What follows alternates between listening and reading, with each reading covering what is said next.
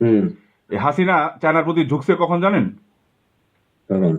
গত 2 বছর আগে যখন আমি করোনার সময় যখন আমি এটা করলাম, আর চায়নার মনে করেন ডিপ্লোমেসি সব একসাথে নিয়ে আমি যখন হ্যাঁ। ওদেরকে ফোকাস করলাম, বুঝতে পারছেন? হুম হুম হুম তখন হুম হুম। তখন ওরা কিন্তু বাধ্য হইয়া রেহানার মানে কথায় ওরা চায়নার সাথে অ্যাড করছে। আর ওই যে চায়নার হুম। সাথে ঢুকছে, নিজেরা বাঁচতে গিয়ে ওরা ফাঁদে পড়ছে, ভুলে যাবে। যাবে যাবে। আচ্ছা, আপনার কাছে কি কোনো আমার ভাইয়ের ব্যাপারে কোনো আপডেট আছে? আমি তো মাঝখানে আপনি খুব একটা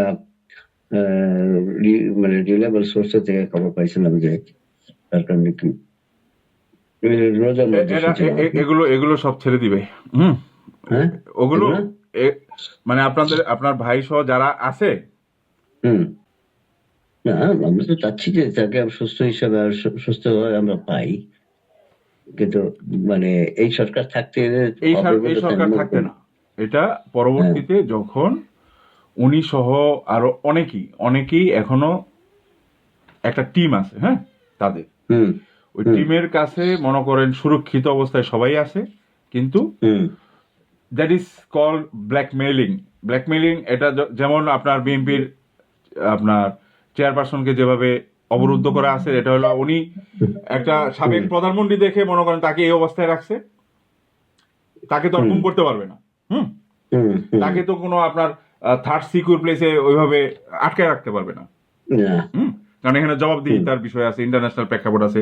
তো হুম অল্টারনেটিভ অনেকেই যেগুলো আপনার গুম লিস্টে টপ পর্যায়ে যারা আছে, এরা হুম সবাই হুম মানে সুরক্ষিত অবস্থায় আছে।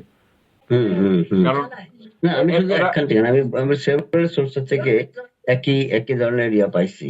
হ্যাঁ, কিন্তু তো এইখানে এই মুহূর্তে এমন কিছু করবে না। এই মুহূর্তে এমন কিছু হুম করবে না, কি জন্য আমি বলি শোনেন। সে তার সিংহাসন বাঁচানোর জন্য সর্বাত্মক চেষ্টা করবে।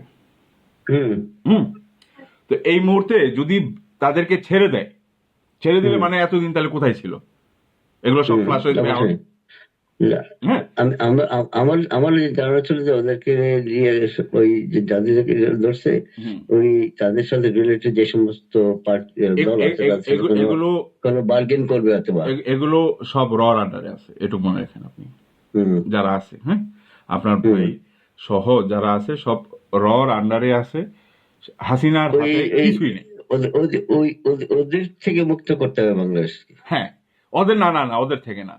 দ্যাট ইজ শেখ হাসিনাও মনে করেন এখন যখন বিদায় হবে, হুম শেখ হাসিনা বিদায় হলে মনে করেন তখন তো ওই ইন্ডিয়া বলেন, আহ, ইন্ডিয়ার তো এটা কোনো তাদের নিজস্ব কোনো ধরনের চিন্তাধারা না, তাদের সরকার যা বলে নির্দেশ দেয় সেই অনুযায়ী কাজ করে।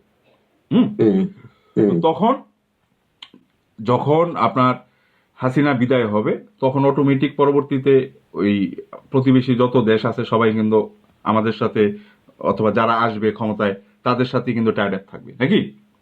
কিন্তু আসলে ওরা কিন্তু বাংলাদেশে স্থিতিশীলতা মানে কখনোই স্থিতিশীল থাকতে দেবে না। না, ওটা দিবে বিশেষ না, করে ওটা না, যে ওটা দিবে না, হ্যাঁ, কিন্তু আপনি, এই জন্য ওদের ওদের ওদের উপস্থিতি কিন্তু আমাদের জন্য ভবিষ্যতে না, না, বিপজ্জনক ওইটা হতে তো পারে। হুমকি স্বরূপ অনেক আগে থেকে, কিন্তু আপনাকে ওইটাকে হুম ওইটার কাছ থেকে আপনার মুক্ত হতে হলে দেশটাকে আগে স্বনির্ভর করতে হবে।